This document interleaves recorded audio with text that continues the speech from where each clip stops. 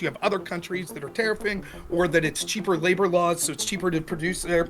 You might say it's no longer profitable, so you move your business to the United States, which creates good-paying jobs here because you're worried about those tariffs. So it can have that effect of bringing that's back that's at the cost of other jobs, though, right? We acknowledge this at the cost of other jobs because of things like exchange rate appreciation and the reduction in investment in other sectors. Because our allies have taken advantage of us for so long, I don't think it's necessarily a bad thing to start to tell our allies that we're going to put tariffs, even if it means temporarily, hopefully short term, actually falling through to show that you mean business so you can get concessions out of them. Yeah, I'm tired, so forgive me if I'm using technical terms. I can't use my brain power to dumb it down, okay?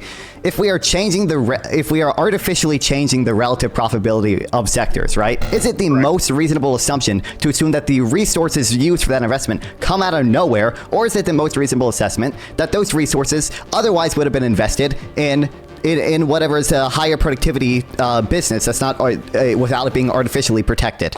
If you want to see more content like this, I would really appreciate you liking and subscribing. It really helps with the algorithm. And make sure to check out the Discord and other social links in the description. We're laughing at you all because all of this infighting between the left meanwhile the Democrats can't keep up with the news cycle. Like, shouldn't you be bitching about deporting illegals or fucking the trans issue or whatever the fuck you guys care about? All of a sudden, it's now Hassan versus Destiny drama. It's hilarious to people like me. I'm happy to be just a small part of being on the periphery of it because to me, it's just like, you don't have anything to say politically. It's just, fuck, we got to deal with all this drama. I mean, I don't know about these other, I don't know how much Darius and Dan seriously engage with a lot of politics stuff. I know for me, I'm not on these drama streams that often. Like, I just came off of a debate panel about Trump and what he's saying about Gaza and all that stuff. Like, I've been covering the news. I know. This is why you're here, bro. I'm not even joking. I branded you here because I added Rob Noerr here, and you're supposed to be like the politics guy. Destroy his ass. Tell him how much of a joke Trump is. Come on. I could say it too, but I just can't think of it in my head. Go ahead, destroy his ass. Yeah. You know, finish him right now. You know all the arguments that Darius. You just can't remember them. Sure. I can right now. The Gaza thing's a fucking L. Do you not think that's an L? Well, before we go into Nonfon, because no Nonfon can carry this conversation, I'm curious, Rob, how do you feel about the recent tariff updates with them kind of being rescinded? I'm curious about your take on that. About what being rescinded? The recent change in tariffs. Across the board tariffs. It seems like they're moving away from cross the board tariffs and more into agreements with I'm sorry, I thought you countries said terrorists. I was like, holy shit, was there an attack or something I didn't know about? Tariffs, yeah. So, first off, the conversation about tariffs is I'm against tariffs, to start with. I think it was a mistake. Sure, we all are. Sort of, right? But the idea that it's just one-sided, just looking through an economic lens is not true, right? Tariffs, long-term, can actually create more jobs in the country. There is going to be short-term shock, though. It is going to cause the prices of things to happen. Theoretically, what would happen would be this. You have other countries that are tariffing, or that it's cheaper labor laws, so it's cheaper to produce there. You move your company to Spain or Mexico or whatever. You produce cheaper, you're selling products, your number one consumer base is the United States, so you send those to the United States and you're making profit. If the United States puts tariffs on that and that's your number one consumer base, you might say it's no longer profitable, so you move your business to the United States, which creates good-paying jobs here because you're worried about those tariffs. So it can have that effect of bringing that's back that's at the cost of other jobs, though, right? We acknowledge this at the cost of other jobs because of things like exchange rate appreciation and the reduction in investment in other sectors and lower consumer after-tax income. Not necessarily. Of course, it's the most reasonable assumption. That's not the most reasonable assumption. Anytime you're talking about creating businesses, there's obviously cross-sector things that occur that would cause diminishing businesses in other sorts of forms. But what we'd be talking about would be jobs that would be better than the ones that would be cost across forms, because these would be manufacturing jobs that would be products that formerly would have been higher wages here, but that weren't being paid. So in default, you would see that these would be jobs that would be wages that would be higher. And it would tend to be things that are manufacturing, because as opposed to it would be goods and things like that, as opposed to service, because you're not really tariffing services as much as stuff like. So in general, though, I'm still against. I think that a world with more subsidies and tariffs is usually a worse off world. However, when you look at the political calculus of using a carrot stick approach and having to have a stick because our allies have taken advantage of us for so long, I don't think it's necessarily a bad thing to start to tell our allies that we're going to put tariffs, even if it means temporarily, hopefully short term, actually falling through to show that you mean business so you can get concessions out of them.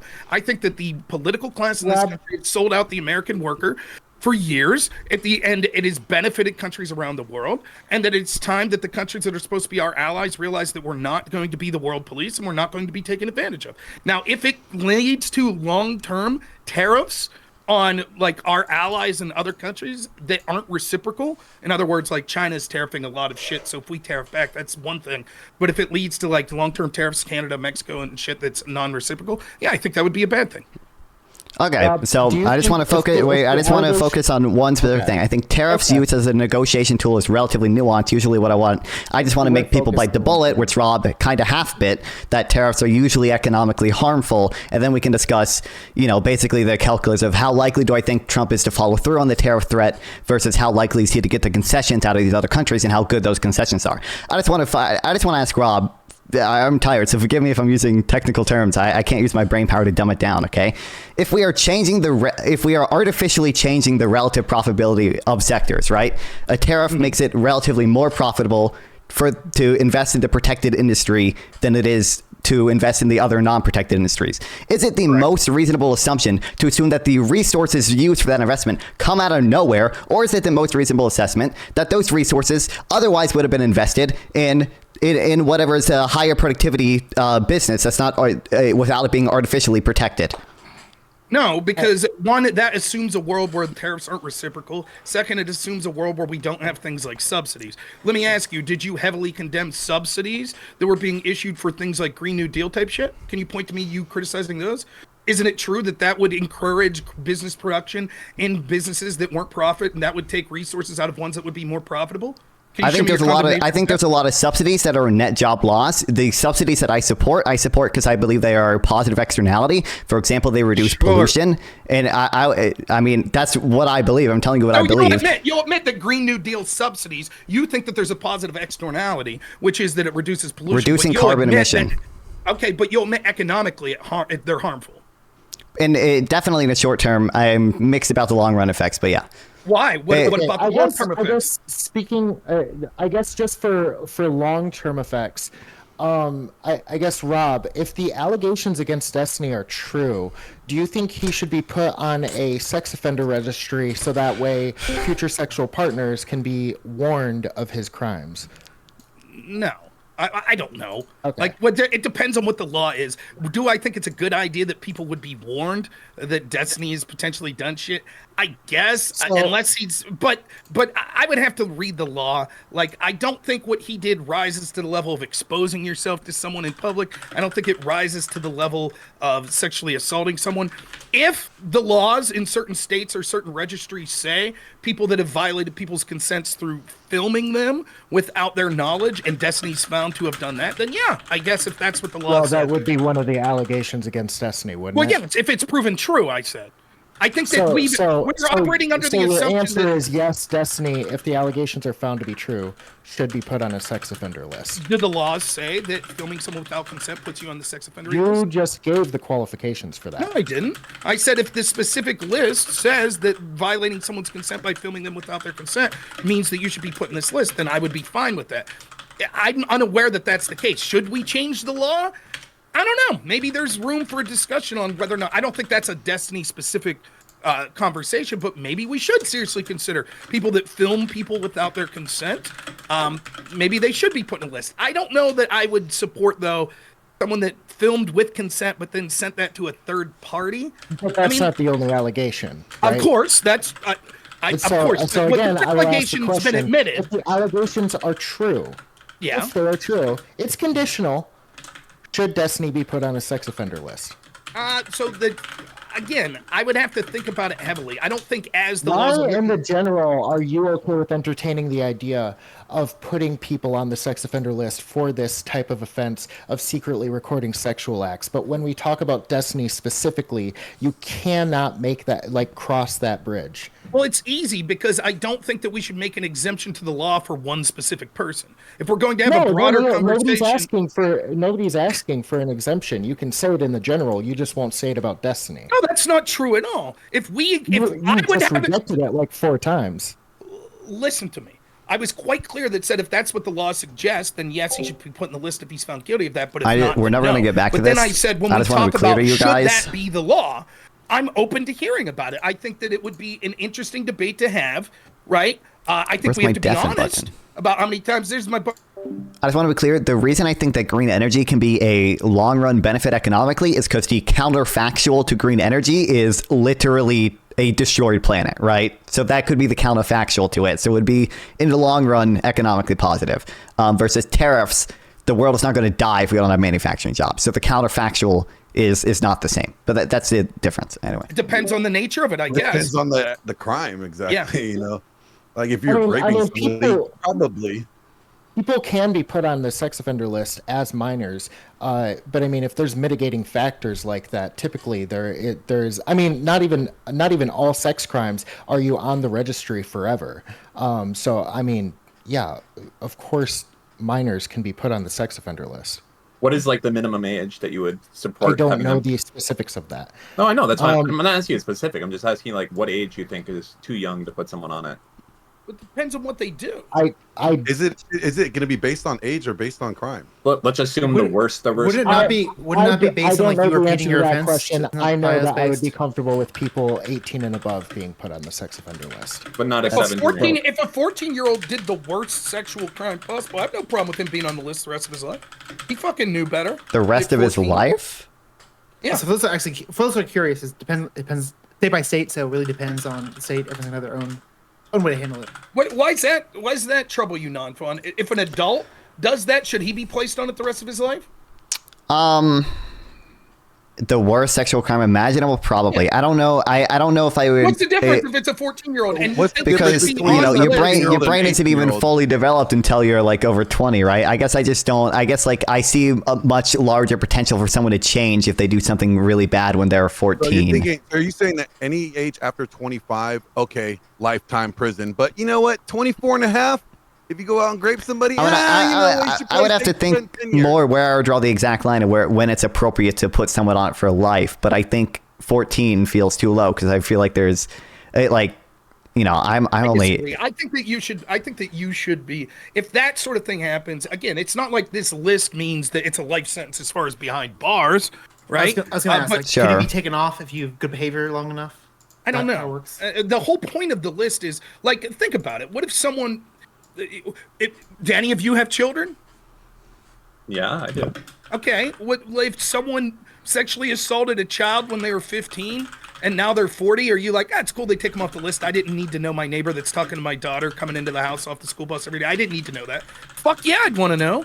If they did the crime to be put on the list, then and it's the worst crime, then yeah, leave them on the list. That doesn't mean they may not have changed, but the purpose of the list is to give people the right to know, look, this is a possibility, protect your loved ones, and make sure you're careful around this person. So, I you know, it'd be different if we're having a conversation, should they be, you're 14, you do this, should you be locked up and the key thrown away? I'll disagree a little bit. It is for safety, but I think it's more so like so we can catch repeat offenders, people that are going to do this again. In theory, if they're like, again, it's hard to prove, but if they're never going to offend again, they should be able to like go about society. Okay. Well, yes, but I mean, you can say that about anything at all. If a 40-year-old did it, I believe in restorative justice. Yeah. I mean, but you get it, right? If a 40-year-old did that, and then you could see in a crystal ball they'd never do it again, I guess. But that's the whole point. If we're looking at factors, right, for what makes someone likely to do that, recidivism would probably be the top factor. You've done it in the past. And so, you know, as the whole point of the, like, I'll tell you what, I grew up in a rural area. I was shocked. Growing up, I was always like, you'd see this shit, you know, I'm 40, so you'd see this shit on TV, like child offenders and stuff. You'd be like, that's like big city shit. And then once I'm an adult and you look, there's people all around on this fucking list. And some of it I get is like, some dude took a piss drunk and the school bus drove by. But some of it's like, this dude did 15 years. And you're like, wow. This blows my mind. I didn't know that was in my region. So I understand the utility of something like this. You know, what Destiny did doesn't rise nearly to the level of anything we're talking about here. But just in theory, yeah, I don't have a problem if someone is strong enough and sexually, you know, mature enough to commit the most heinous sex crime against a defenseless person.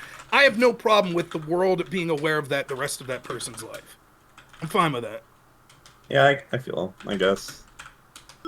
Now, it's different. Maybe if the crime's less. Let's say, hypothetically, sick, what you're saying ends up being the case. That a certain That is state true, has a law that Kyle. says if you film someone against their consent, you go on a sex offender list, right? So the 14-year-old gets Oh, put in that list. sorry, I just need to be explicitly clear. Not just film somebody against their consent, because there's plenty of states where that is totally fine. I mean, Okay. anything one-party consent. We're talking about specifically filming somebody engaging in a sexual act. Yeah, of course. That was implied in what I was saying, of course. So filming someone engaged in a sexual act without their consent, right? If we would have a state that would be enough to get you put on the list, I think that maybe a 14-year-old at some point you could be like, well, this was something fucking a stupid person would do, and we'd be more lenient. So I agree with Glenn. It depends on the nature of the crime. It's the same with like penalties when it comes to homicide. If a 15-year-old kid vandalizes something, you're probably more lenient on their permanent record than a fucking 40-year-old man. But if a 14-year-old brutally murders 3 people, you might say, I'm sorry, like that's a crime so heinous, we're going to treat you as an adult.